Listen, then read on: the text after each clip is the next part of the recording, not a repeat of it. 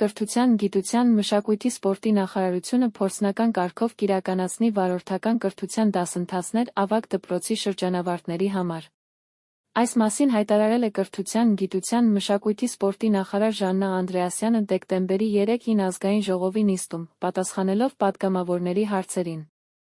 Նրա խոսքով, այս հարցում աջակցություն տրամադրելու հնարավորությունը քննարկվել է ներքին գործերի նախարարության գործընկերների հետ։ Կարծում եմ, որ դա հրաշալի առաջարկ է։ Ես կողմ եմ, որպեսզի 12-րդ դասարանում վարորդական դասընթացը առնվազն տեսական մասով դառնա հնարավորություն մեր աշակերտների համար և իրենք կարողանան նաև հանձնել համապատասխան քննությունները։